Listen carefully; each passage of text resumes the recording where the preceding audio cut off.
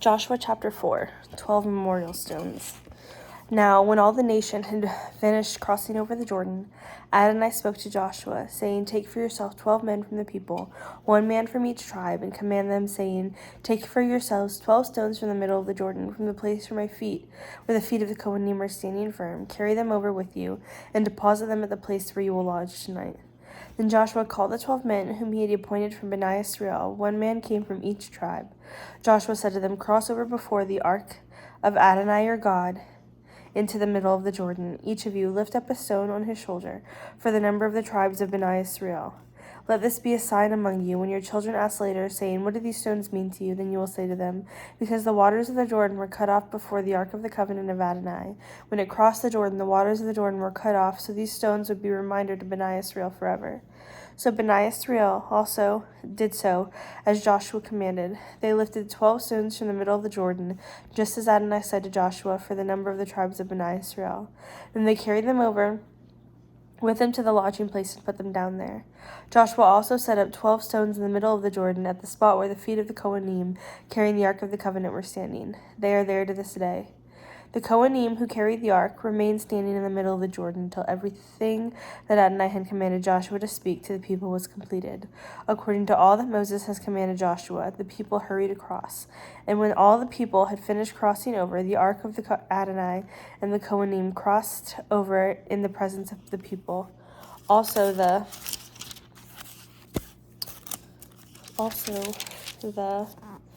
children of Reuben, the children of Gad, and the half-tribe of Manasseh crossed over, armed ahead of Beni Israel, just as Moses had said to them. About 40,000 equipped for war crossed over before Adonai for the battle of the plains of the Jericho.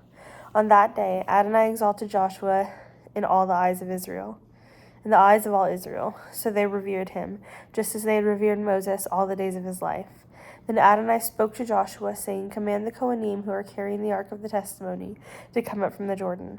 Joshua therefore commanded the Kohanim, saying, Come up from the Jordan. As soon as the Kohanim, who were carrying the ark of the covenant of Adonai, came from the middle of the Jordan, and the soles of the feet of the Kohanim were drawn up to the dry ground, the waters of the Jordan returned to their place and overflowed all the banks as before. Now the people came up from the Jordan on the 10th day of the first month and camped at Gilgal on the eastern border of the Jericho. Those 12 stones, which they had taken out of the Jordan, Joshua set up in Gilgal.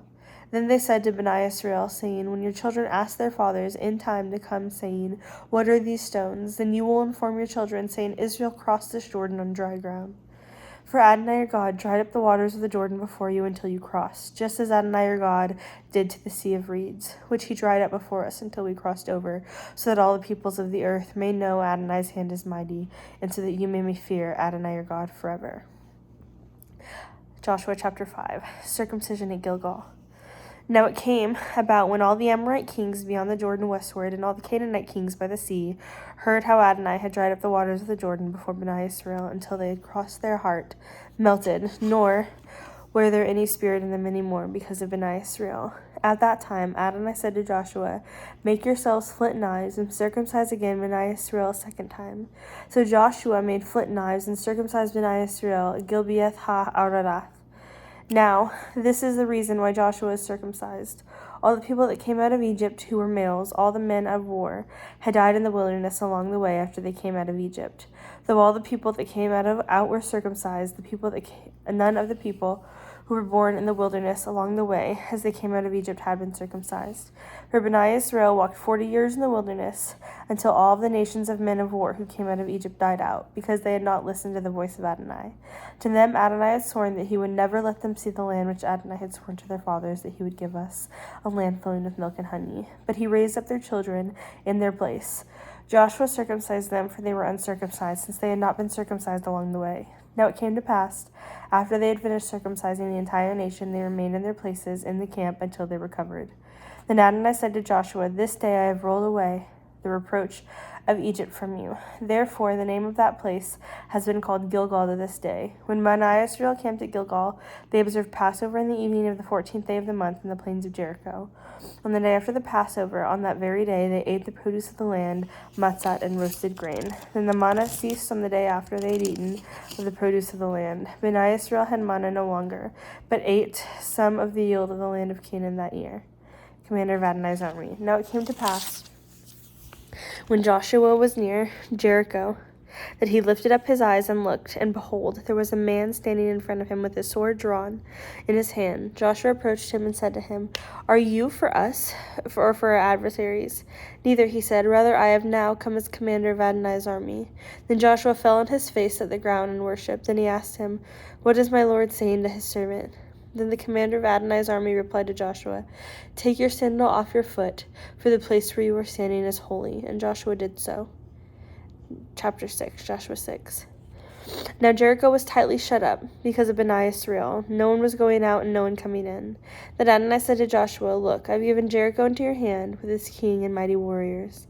Now you are to march around the city, all the men of the war, circling the city once. So you are to do it for 6 days.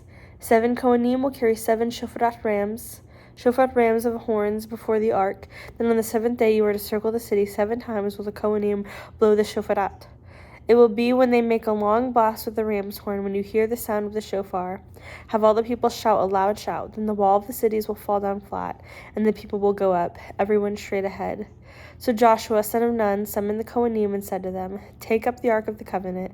Let 7 Kohanim carry 7 shofarat of rams' horns before the ark of Adonai." Then he said to the people, "Move forward, march around the city, and let the armed forces march ahead of the ark of Adonai." And it was so. After Joshua had spoken to the people, 7 Kohanim carrying the 7 shofarat ram horns before Adonai went forward and blew the shofarat, and the ark of the covenant of Adonai followed them. Also the armed force went before the Kohanim to blow the shofarat, and the rear guard came behind the ark, while the shofarat continued to blow. But Joshua ordered the people, saying, "You must not shout, nor let your voice be heard, nor let a word proceed of your mouth until the day I tell you, 'Shout,' then you will shout." So he had the ark of Adonai go around the city, circling it once. Then they came into the camp and spent the night there. The next day Joshua rose early in the morning. The Kohanim took up the ark of Adonai, and the 7 Kohanim, carrying the 7 shofarat ram's horns, marched in front of the ark of Adonai and blew the shofarat, with the armed force marching before them, and near the rear guard marching behind the ark of Adonai, while the shofarat continued to blow. So the second day they circled the city once and returned to the camp. So they did for 6 days. Jericho's walls come down. Now on the 7th day they rose early at dawn and marched around the city in the same way 7 times. Only on that day did they march around the city 7 times. Then on the 7th time, when the Kohanim blew the shofarat, Joshua ordered the people, "Shout, for Adonai has given you the city, but the city will be under the ban of destruction, it and all that belong in it to Adonai. Only Rahab the harlot will live, she and all who are with her in the house, because she hid the scouts that we sent. But you, just keep yourselves from the things under the ban, otherwise you would make yourselves accursed by taking of the things under the ban, so you would make camp of Israel cursed and bring trouble on it. All the silver and gold and vessels of bronze and iron are holy to Adonai and must go into the treasury of Adonai." So when the shofarat blew, the people shouted.